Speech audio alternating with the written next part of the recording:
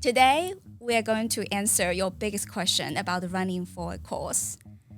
With us is Robin White. She's a beloved community member.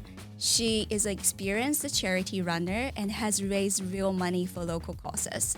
She's also won 6 stars, which means that she's run the 6 major marathons. And she's going to share with us her passion, her reason, her love of running. And by the end of today's show, you are going to have an actionable plan to select charities and know how to raise money.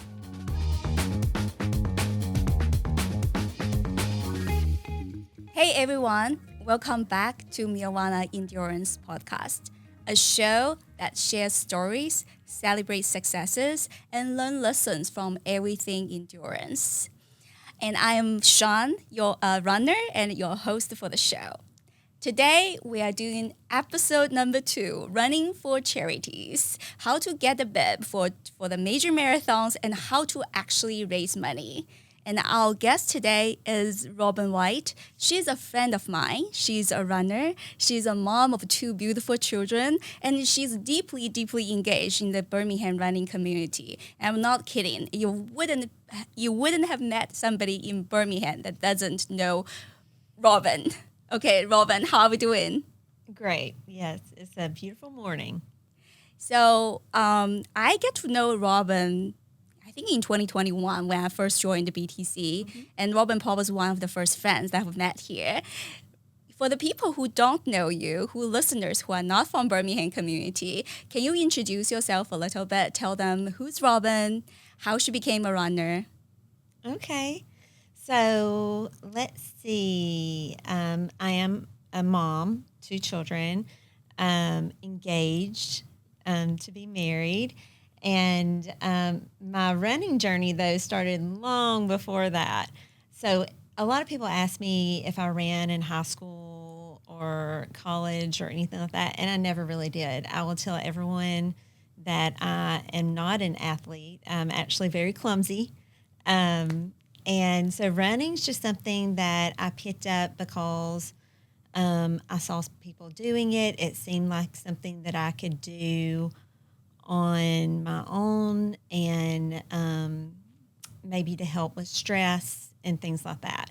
So I actually did not become a runner or do much running at all until I was almost 30 years old.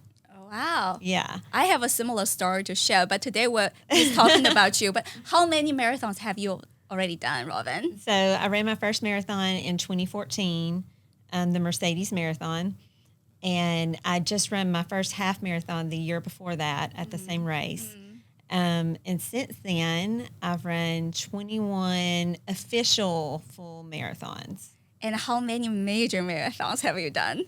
So I've run the 6 World Marathon Majors, the Abbott races, but then I've also run, which those are Boston, Chicago, New York, Berlin, London, and Tokyo. But I've also run Boston, Chicago, and New York twice. So you did 9. I've run them 9 times. Yeah. So you're on your way to collect your second 6 Oh, I don't know if I'll do that. I don't know if I'll do that. I think yes. what Robin hasn't bragged about is her run streak. Can you tell something about your run streak? Oh, so I'm also on a run streak. This is something that I started for myself during COVID. I know that date because it's the day after my son's birthday because I was too busy to run on his birthday. And so the next day is when it started. So that was March 19th, 2020. And since then, I've run at least 1 mile a day. And it could be a fast mile. It could be a slower mile. It's a mile the day after I run a marathon. It's been a mile at the airport in the morning.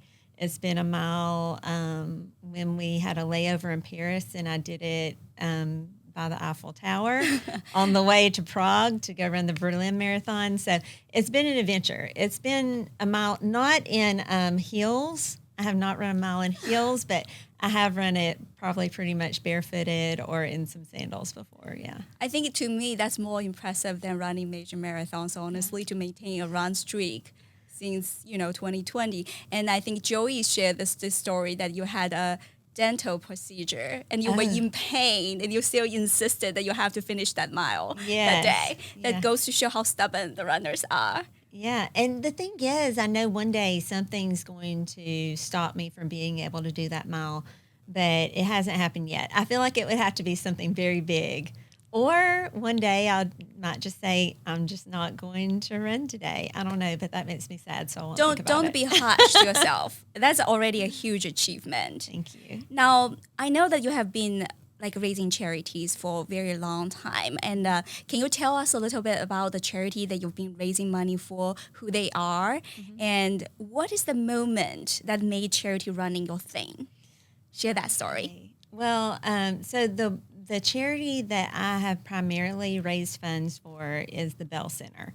And so that very first full marathon that I told you about in 2014, Mercedes Marathon, that was the first time that I raised money for the Bell Center as well. So I feel like I always take on a little bit more than I should. I'm a little bit of an overly optimistic person. So, of course, with my very first full marathon, I also decided that I would be a bell runner for the Bell Center, which is an early intervention program here in Birmingham, Alabama.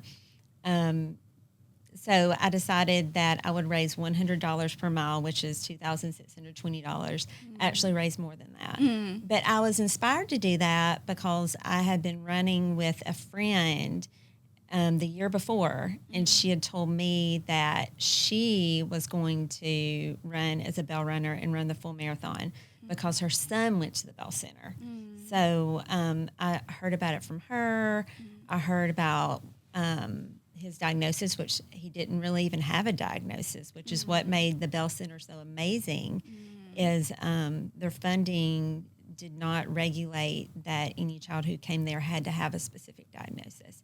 So he was still able to get therapies and treatment even without that. So that's what inspired me to run for them. And I just loved it so much. I actually went to their location, and I got to go into a classroom. And so I did it that first year. Probably one of the scariest things is thinking, am I going to be able to raise this money? And so I was able to do it. But it wasn't all me, you know. It was reaching out to the community, letting people know that I was running and why I was fundraising for this organization. And also my friend who had a son there, she had already fundraised the year before, and so she knew a lot of techniques. And so I kind of let that guide me a little bit. So from there, though, you know, I did it that first year.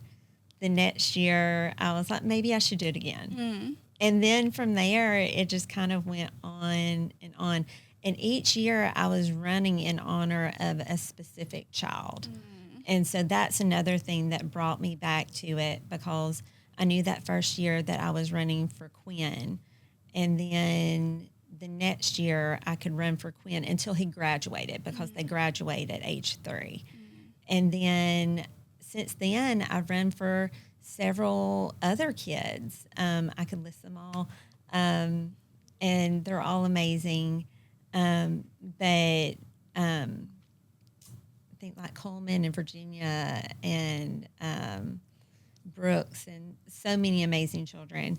But it really came full circle for me when one of my best friends reached out to me, and she was pregnant and she received the Down syndrome diagnosis.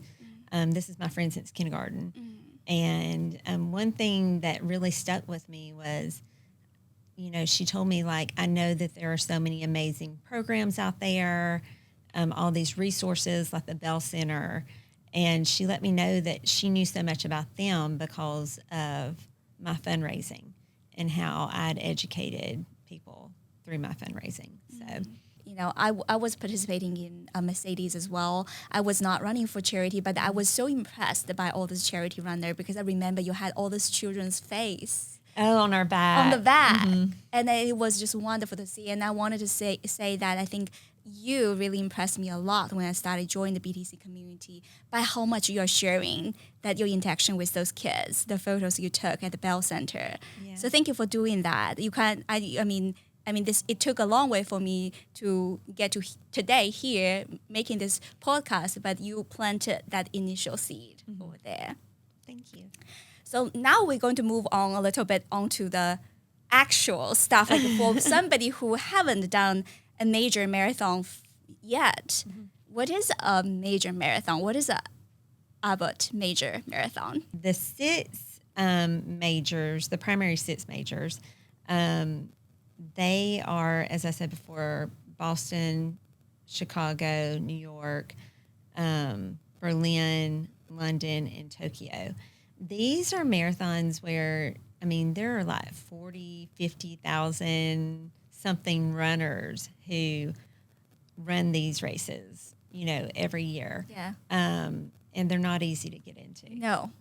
And they have recently added Sydney.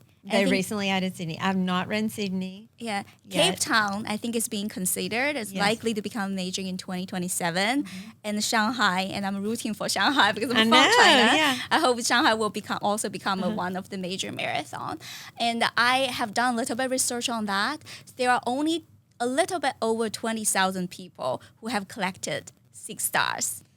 Okay, that sounds correct. Yes. And also to show how popular some of these races are, for the London Marathon last year, there were over 800,000 people submitted their applications through lottery. Like, I didn't know there were 800,000 marathon runners altogether in this whole world, but that's how many people have submitted to apply to run for London Marathon. So they are hugely popular. And running for charity is not the only way to get to these marathons. There are like qualification. I think there are like tour operators.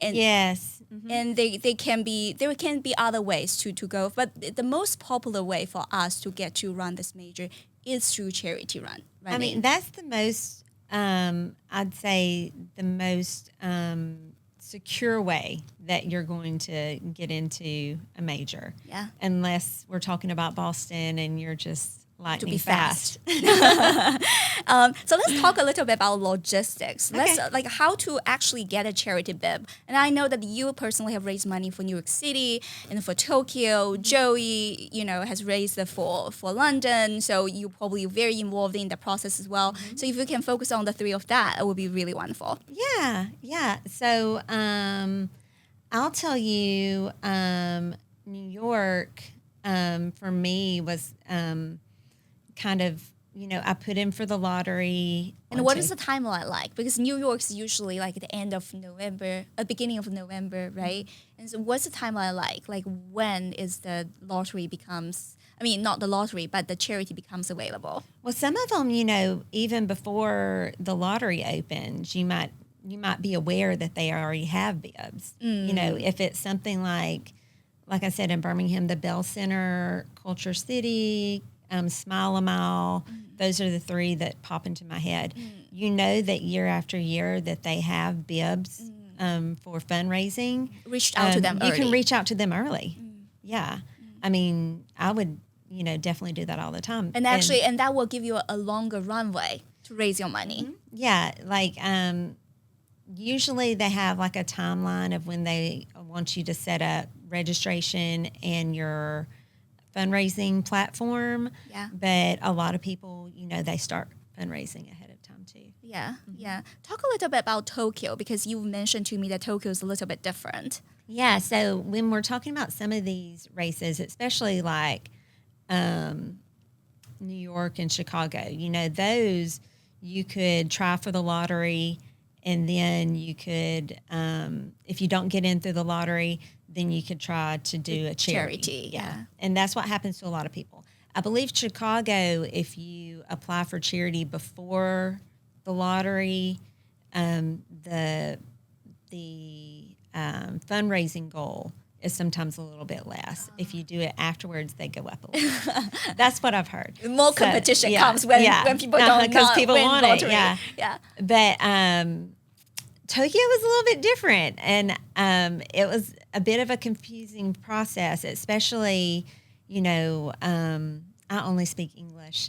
And so I know their website, it is in English, but some of it is still, can be a little bit difficult to understand. So with Tokyo, the way that it works is they have like some options like One Tokyo Global. They've got some early entry options if you're part of some group or something like that. But the one that came up first for me was Charity. So their charity is almost a lottery of sorts before the true lottery. Okay. So, like I said, in most races, you can try for the regular lottery, and if you don't get in, then you try for charity. In Tokyo, you try for charity first. If you want a spot, there's no charity option after the regular lottery for the most part. So, the charity that I chose for Tokyo was Plan International. I was stepping a little bit outside my comfort zone, because I've primarily run for the Bell Center, and a lot of times had a specific child in mind, like my friend Kirsten's son Quinn, my best friend's son Theo. I was like, I'm going to run for them, and this is my purpose for this. So when I was looking at Tokyo, I definitely wanted it to be something that spoke to my heart a little bit, or a lot. And Plan International seems so amazing. Their motto or saying is "Run for Girls," and in a lot of countries, girls do not have the same opportunities that boys have, and so they have this real push for equality for girls and for them to have all the educational opportunities that they may not otherwise have. So that still was a cause that speaks to you. Yes, and so what I had to do was I actually did a little bit of research in. I managed to find an Excel document that someone had posted where they had pulled together information on what people's bids for the charities were previous years. And it said how many spots they had and what the average bid was. Because that's the other thing. Like I said, it's not a lottery. You're bidding basically how much you think that you'll fundraise or donate. So I did a little bit of research in that. I knew what my limit was. And basically, if you really want a spot, you put in, as much as you're willing to give. Because you might fundraise it, or it might just be a straight donation that you do. Right. So I put that in, and then I also this charity also considered your little paragraph or your write up about why you wanted to run for them. Right, yeah. So I was able to say, I'm a single mom. I've got 2 children. One of them is my daughter. I want her to have every opportunity that she can possibly have. And, how I think it's important for girls to know that they can be strong. Yeah. And just to let them know that I did care about the charity. Yeah. So, and it's not just about how much money you can put in there, but it also there was the your personal reason that this charity speaks to you. And the reason I know that what I wrote made a difference was on one of the Tokyo Facebook groups, people were putting in, this is what I bid, and I was selected or I wasn't selected. And there was a person who commented, and she said, I've been a teacher for 30 years. I care about children. I bid this much, and her bid was more than my bid. But she didn't get a spot, and I did. I see. Yeah. So I guess what I wrote did make a difference. Yeah, absolutely. And I was about to ask this next question, but you kind of partially answered it already. Is really like, how can you write a convincing application? Because most of this charity you do have to apply to. It is not automatically because you are raising money that you will get a bid. Some of them can be very competitive. So I think that you have to make sure that you have you have a reasonable, sound plan that to raise a charity that you can convince that you deeply care about. So, and I think your track record that you have raised money for Bell Center probably helped a lot too, because they know this is somebody who can actually raise money, who had raised it before. Yes, and I felt confident saying, I think that I can raise this money because, like I said before, if it's a cause that you feel passionate about and you can get behind and you can educate yourself about why this cause is important and share that with other people, I think that makes a difference. Yeah. And, I think some people are a little worried about asking for money. Yeah. No one likes to ask for money. No. But at the same time, someone told me this, you can just put it out there and you can explain what it's for. And if people want to donate, if they have the funds to donate, if they have the desire to donate, then they will. Yeah. And if not, it's fine. Yeah. And I'll even ask people,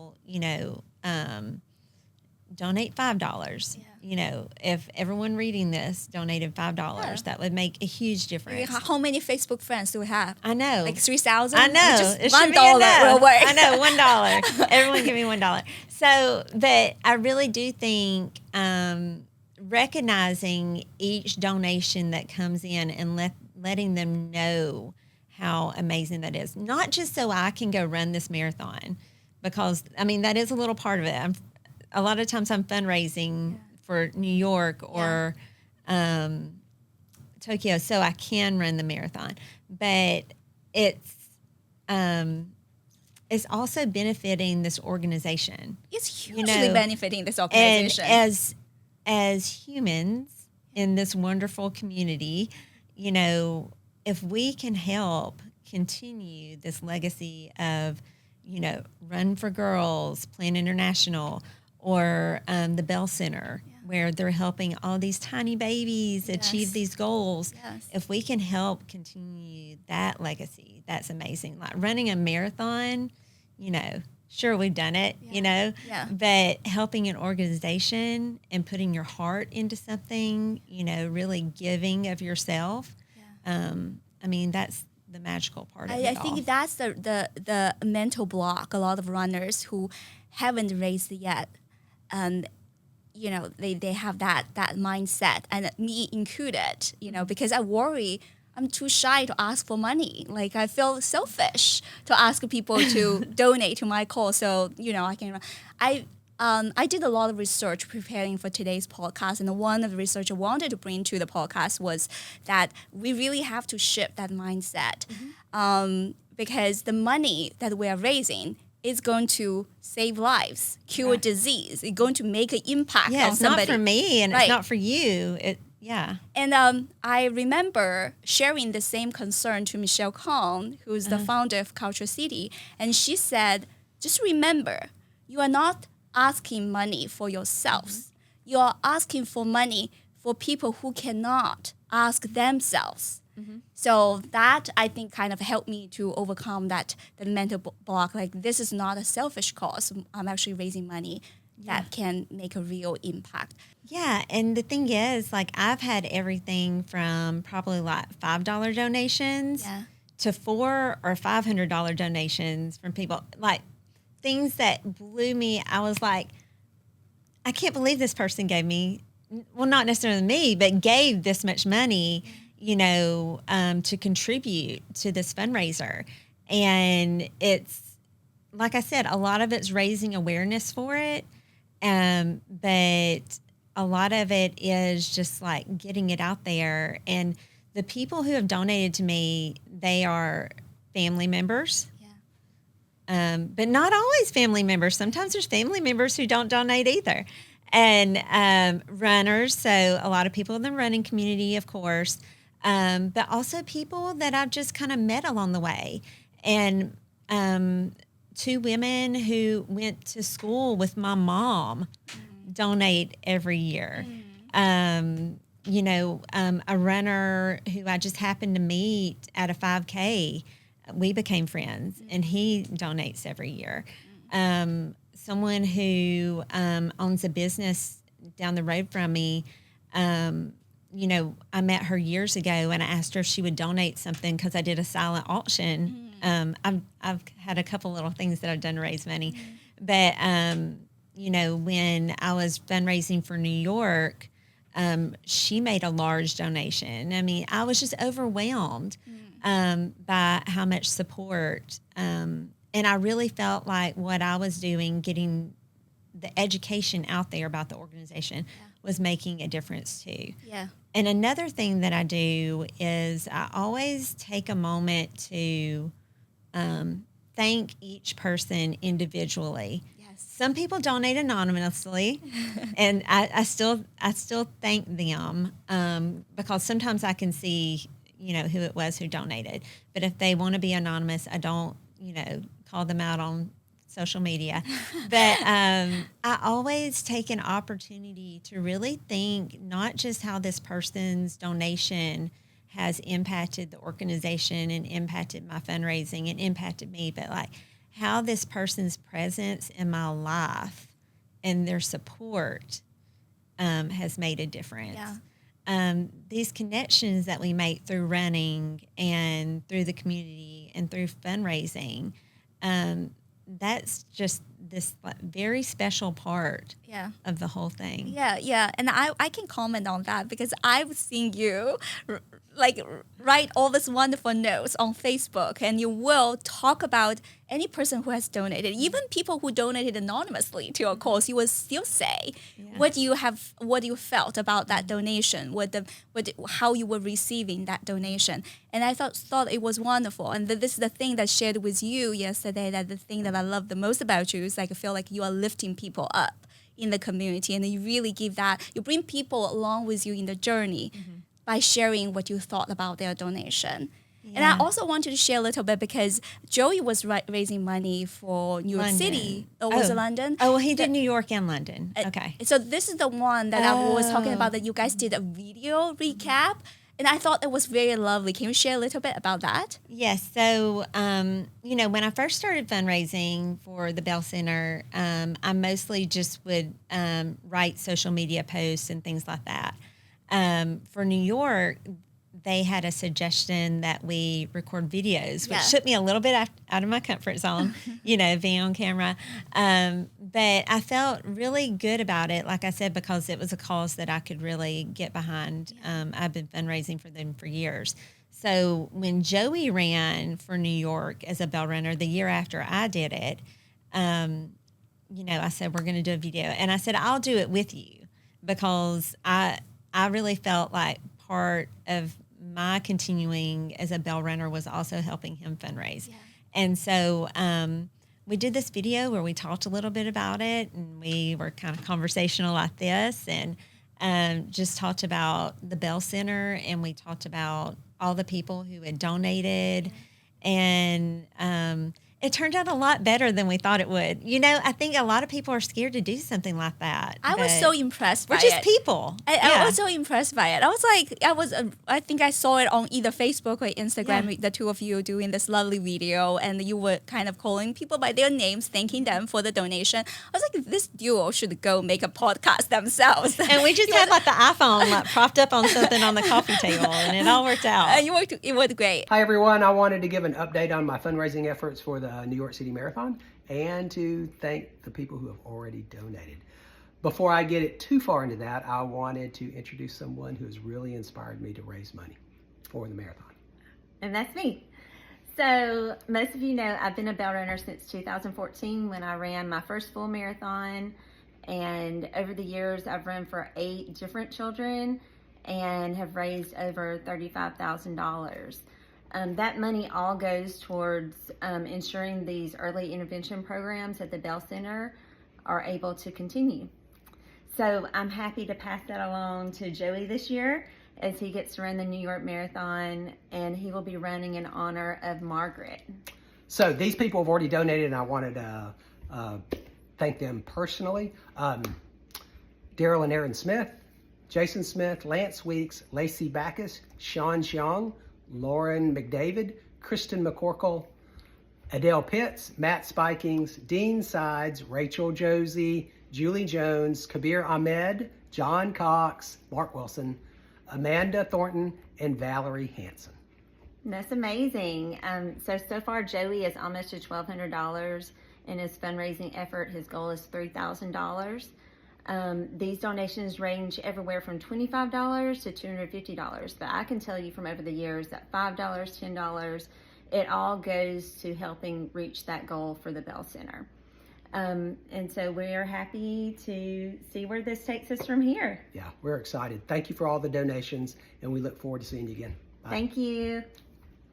I feel like people who who have donated, they feel good about donating. For people who haven't, they saw the video, it's a good reminder that, this is a good cause for me to donate to. So I thought that was really, really effective.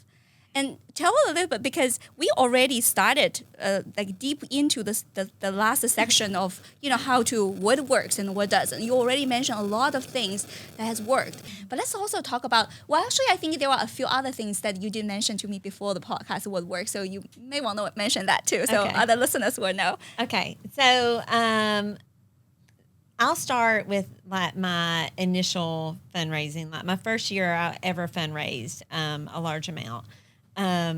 Was, of course, Bell Runners for Mercedes Marathon. I started with just putting it out there, just saying, this is what it is, this is what I'm doing. And it was mostly social media posts. I think I had texted some people. And also my friend Kirsten, she had put together kind of a large team of other Bell Runners in support of her son, Quinn. And she hosted a silent auction at our house. So we would get things and had a party and raise some money that way. And so that was how it all kind of started out. The second year that I decided to be a Bell Runner, I was like, oh my goodness, I'm going to ask these people for money again. And now I'm so used to it that they just know it's coming. If they haven't seen me post it yet, they're like, "Where is it?" They'll email you. Yeah. So the second year, I was like, I feel like I need to be a little bit more creative. So I started thinking of some different things that I could do. There were these bracelets that this company sold online that you could do as a fundraiser. Mm-hmm. So I posted if you do this, then $20 of it goes to the fundraiser or whatever. I also came up with this, not saying, but run the ham. Mm-hmm. So run Birmingham, run the ham. Mm-hmm. And so I had shirts printed that said run the ham and sold those. And a lot of people bought those. Mm-hmm. So I actually did run the ham shirts several years. I think I did one also that was love the ham because it was near Valentine's Day. And so that was great. I've done pom-pom beanies, little hats. Yeah, I remember those. Yeah, those are fun, you know.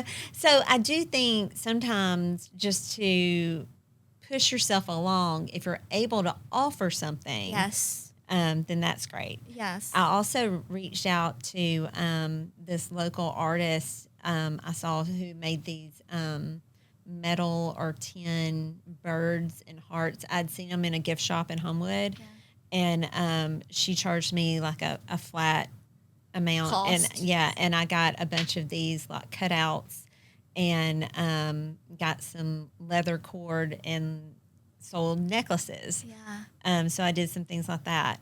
I've done some silent auctions where I reached out to local businesses, and I've hosted those online where people could go on and I'd post a picture of it, say what it was, and they could comment what their bid was or something like that. And a lot of that too, it goes back to asking for money, asking for something. I would send an email or I would go by a business. So in my neighborhood, things close to me are Moe's Barbecue, The Ridge. There's some little local Dirty Hippie. Do you know those owners when you approach them? Well, I think they see me come in sometimes. Right. Yeah. But they usually are very supportive. Yes. And so I'll email them and I might say, hey, I'm in your shop or your bakery or your restaurant once a week, once a month.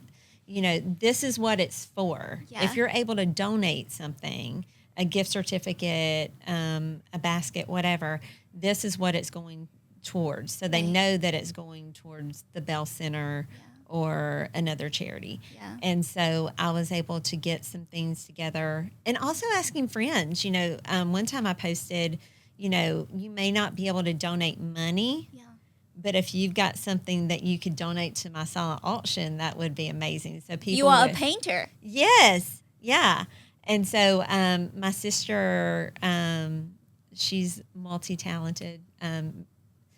My two oldest sisters definitely are. And so they actually helped me some. My sister, Gina, did some cat paintings that were very cute, and people bid on those. And so, so I did some silent auctions like that.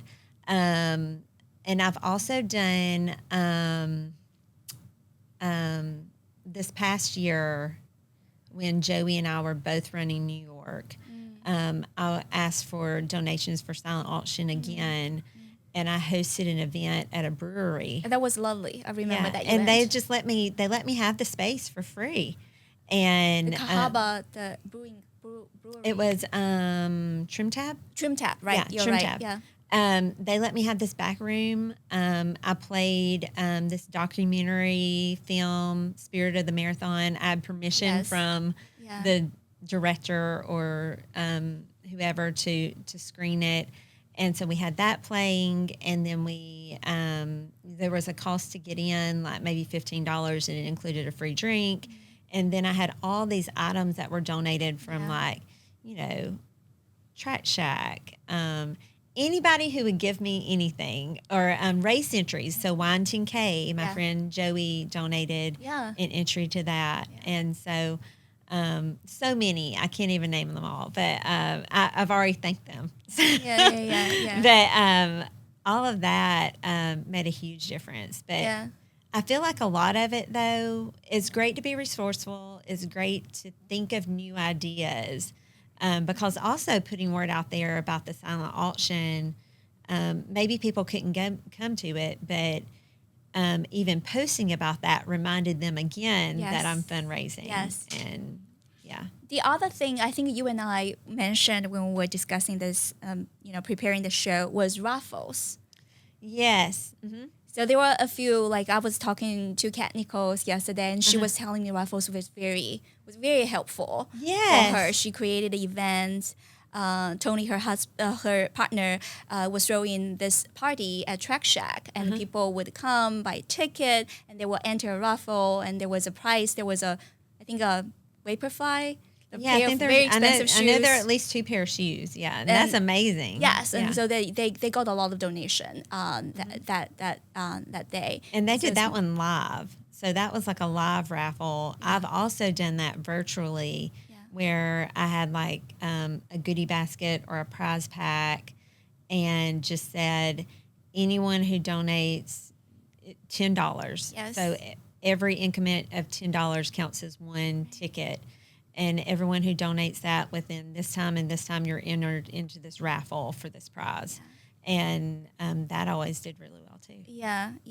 I kind of also just wanted to mention that in preparing for the podcast, I reached out to our BTC community, and I do want to give a shout out to the BTC community, because it is my running community. It's Robin's is where we get to know each other, and it's wonderful, very supportive running community. So I reached out, to the admins of their Facebook page and said, hey, I'm doing research for this podcast. Do you think I can post a poll on your page? And the president of BTC, Jamie Lane, he said, not only I want you to post the poll, I also expect you to write a report back to me so we can publish it, on our newsletter. So I do want to give a shout out the community. Because of the poll, a lot of people reach out to me, share their stories, and I do want to mention their names. And depending on how much time we have, I will also wanted to share some of their success stories. So I want to thank Jamie Lane. I want to thank Rachel Boulay. I want to thank Jason Zajac. I think he's raising money right now. Ruth Calise, Joey Seffold, the lucky guy who's going to marry Robin very soon. Kat Nichols, Haley Flannery, Allison Hoover, Rebecca Williamson, Katie Perkle. So they all wrote to me and told me what worked and what not worked. I also posted on Reddit, believe it or not. Oh. And I asked people on Reddit on like what worked, what did not. What surprised me is that don't underestimate the power of your workplace, because a lot of us, we are runners, we're raised in a running community, and a few of the runner friends have mentioned there is a fatigue from raising because everybody in the running community is raising, and the runners are kind of like, I only have this much money can give. Yeah. So if tap into your workplace, some people mention that post on LinkedIn. Maybe you may have some rich clients that are willing, or your boss at work. Especially Rachel, she mentioned she had a very successful baking sales. I remember she posted about that. She had a bake sale at work, and I think her coworkers brought things in too. Yes, and she raised a lot of money that way. And maybe she also had. A lot of people have a company match. So if your company matches your donation, then yes. So she mentioned both. She did say that she was not comfortable just to go ask for money because most people are just not going to So she said she did a baking sale. She said coworkers were happy to donate $50 for cookies. I had marked as $10. So she said, and she also find what was helpful was for her to announce how much minimum she wanted to raise that day. She said she set a goal, $1,000, and the coworkers just get behind her to want to see her cross the finish line. And she ended up raising $1,500 in a day. And she also said that her employer, Hargrove Engineer and Contractors, has a nonprofit. And so she just submitted a request. It's not a matching, but just submitted to the nonprofit and asked for money. In the end, the nonprofit gave like $500 to her raising costs. And her office, because her boss is a runner, also gave another $500. The office also contributed in addition to the baking sale. So sometimes tap into your co-working place. Katie Perkle said that her husband's clients donated to her running costs. Haley shared that was surprising to me because we all know Haley is so talented in making cookies, and she was selling cookies in the community, and the cookies are just amazing, very beautiful. I hope that we can drop a picture of a cookie with the show as well. But she said that it was a lot of effort. That there was also cost in making the cookie. I do think, Haley, if you're listening, you are underpricing your cookie. You should sell much more. So I think she mentioned that the amount of money that she could have made with the cookie wasn't as significant. While somebody else on Reddit mentioned a similar idea of selling cookies, and he said he put $200 in the profit, but she made 10-15 times of that much. So I think that's a sign Haley is underpricing her cookie. So hopefully cookie is still an idea that's not dead yet. And that's the thing too, the cookies that Haley sells, they're like a work of art. Yes. And so there is a lot more time as opposed to if I had a really great chocolate chip cookie recipe, then maybe that's just something I make. Yes. I don't decorate it. Exactly. Allison Hoover, she makes sourdough bread. And she said to me that she found fundraising difficult because she just doesn't ask people for money. Yeah. But she said she makes her much more comfortable if there is something in exchange. So she was selling the sourdough bread. She was also sell her Lululemon clothing, and it makes I bought some. Yeah. And Joey also said he put some hotel. Remember, he said he had some in one of he raised $400 just because he was able to sell 2 nights of a hotel that he had points for, and that helped him in make. So think about things that you don't need anymore, things that you can sell in exchange for that money. Okay, at the end of the show, I do want to ask Robin. So how can people find you on social? So I am on Facebook, Robin Crane White. But you can easily follow me on Instagram. I have 2 pages on Instagram. Well, actually 3. So, but I have 2 very important profiles on Instagram. My first one is just my personal, and there's some things there, and that's Beham Birdie, Beham Birdie, Birdie. But most of my running content will be found on Run the Ham, which is the old profile that I made up when I was selling shirts for the Bell Center. And how can people support you for your future fundraising for Bell Center? So, I've been a bell runner now I counted how many times, and sometimes there was an overlap because there was like New York, and earlier in the year I'd run the Mercedes Marathon, and then I did the 5K. So I've probably been a bell runner now like 13 times. And we talked about this before the show that, Robin has raised more than $30,000 for Bell Center. I feel like, there's so much heart in that organization. I actually joined the Bell Center's, the service organization that supports the Bell Center, the Service Guild. Yeah. So I volunteer my time through there as well. And the Bell Center, they do have these major marathons.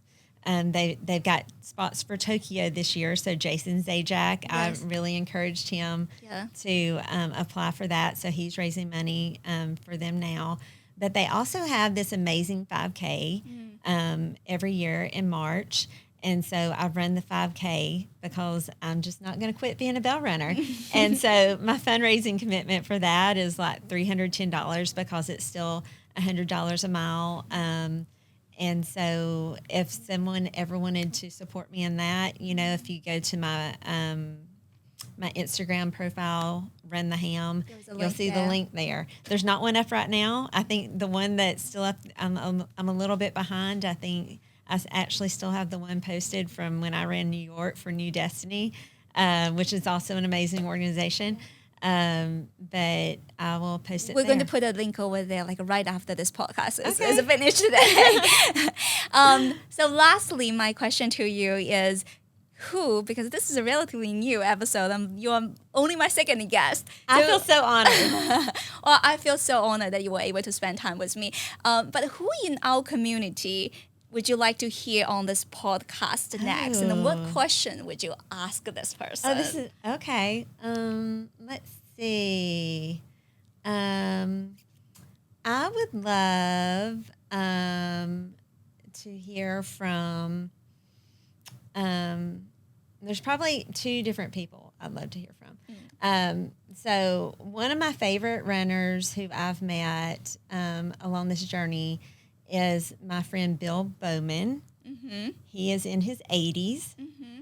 And he's always telling me, I remember him telling me how great New York was when he ran the New York Marathon years ago.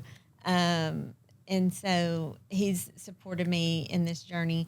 But he also reminds me about all these great races, some of them local, but some of them like the Azalea Trail Run in Mobile, the Rainsville Freedom Run. There's the Woodstock 5K in Anniston. And of course Vulcan, the Vulcan 10K, which is coming up. So he's a real champion for the races that aren't necessarily marathons. I love a marathon. I love long distance.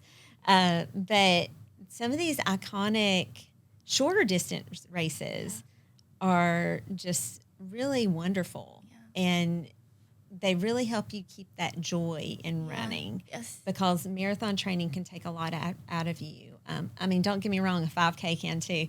But I would love to hear from him and maybe some runners, from a different generation. Yeah, so. And also just talk about the local races.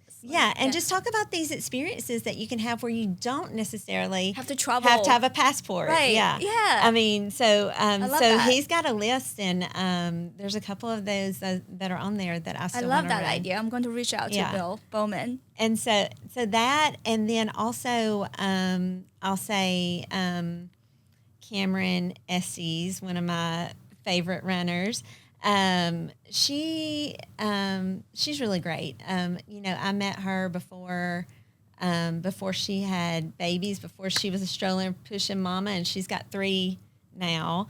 And even through all that, like her joy and spirit of community and running has held. Even there's no maternity leave when you're the one who makes the routes for the runners to run. She's a on route Thursdays. queen. Yes, she is the route queen. She's a route queen. And I've had an opportunity. We ran Boston together one year, and she's just really amazing. So You wouldn't believe this, but I had that plan. I was like, I think it would be really fun to have me and Robin and Cameron in the same show talking about like running as a mom. Yeah. Talking about being mom and I'm going to ask you to be a co-host because, I don't have kids myself. So I think it will be wonderful. And, the 3 of us sit together. So we make it a thing. Okay. Okay. I'm in. Okay. Yeah. So that concludes today's show. We end up spending a really good time together talking about lots of things. I think we've been thorough and have all the grounds covered. And with the publication of the show, what I will do is I will provide a cheat sheet on all the logistics on the major marathons.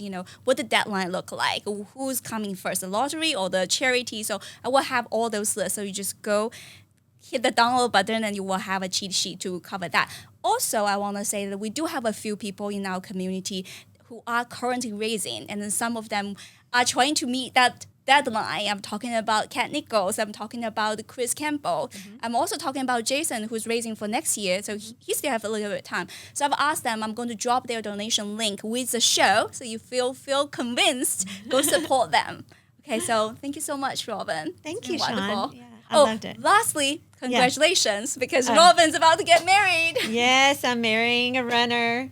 And we're going to, we run together and we have fun together. And sometimes he's faster and sometimes I'm faster. And but we really enjoy it. And we met through running. And that's been an amazing journey for both of us. And you and Joey has been my best friends in the running community, and I really, really appreciate it. I'm so happy for you guys. Thank you. Okay, with that said, see you guys next time in our next episode.